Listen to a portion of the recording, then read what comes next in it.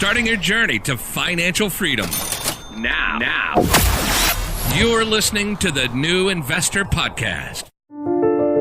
Let's talk investing. After observing the stock markets for movement for the last 2 years on daily basis, and given the roller coaster we're currently into, I am now able to confidently confirm to you that unless a major crisis hits us, there is absolutely no reason to fear any correction happening on the markets. I am not saying you should fear a major crisis, but I believe you should be prepared for one. At least I will. These market corrections will occur every year, once or twice, and just to be precise, a market correction is when a market drops from 10 to 19%, and a drop of 20% or more is considered a bear market. Will occur usually these ones every 5 years, and we have been running already without one for a decade.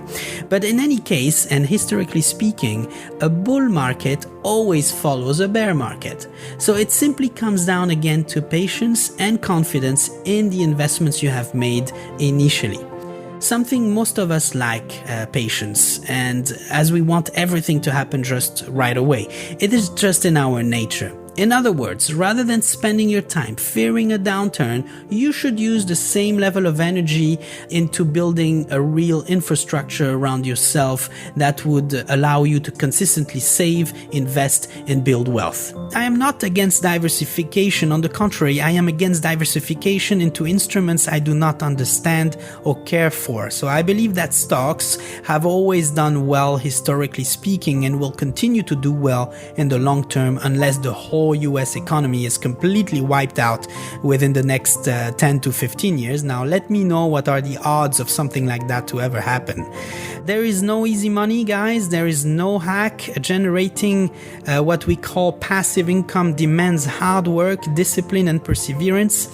It demands at least a decade of building a financial infrastructure around yourself, and judging by the number of comments received on Instagram by most probably fake accounts telling you that they are grateful for some guy who allowed them to make a future and a fortune in one day with Bitcoin is simply a lie, and I am very sorry to break it to you. You will actually lose everything this way, most certainly. And I understand that it can be scary to say that it will take at least a decade, but how about you start with 1 year? I am personally thrilled even if I manage to build a few more $100 of net worth, as this is tangible progress. I only wish to remind you that I started with $2,600 in February 2018. My financial infrastructure has allowed for my holdings to increase by 2,567% today. Now, the last 50 plus episodes do outline what I have done to put this in place, and there is nothing more valuable to you, I believe, than to start by creating it for yourself. This is what I feel everyone should do early.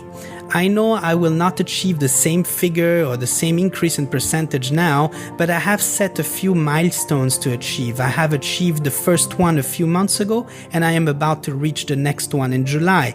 I believe this is how you should approach building wealth, one milestone at a time. You have created your own system, and it works because you make it work, and you have all the time in the world to make it work. If you execute with resilience and passion in anything you set your mind on doing, you will get some form of return. And I am not talking money, as it is not the objective. The return is an additional stone on your path towards your continued self-development. A stone after the other will ultimately lead to financial freedom. There are no shortcuts, no hacks. The path is built one stone at a time, and it is not a straight one as well. If your mind is set on the right mode as of today, there is practically nothing you can't achieve only by being right where you are at this very minute and by investing in yourself. As an investor, the most profitable investment you can make is in yourself. Being an investor is not just saving and investing. I believe it is a philosophy, an angle taken on your life that sets you up for success in anything you decide to pursue. So ask yourself probably, what was your latest investment in yourself?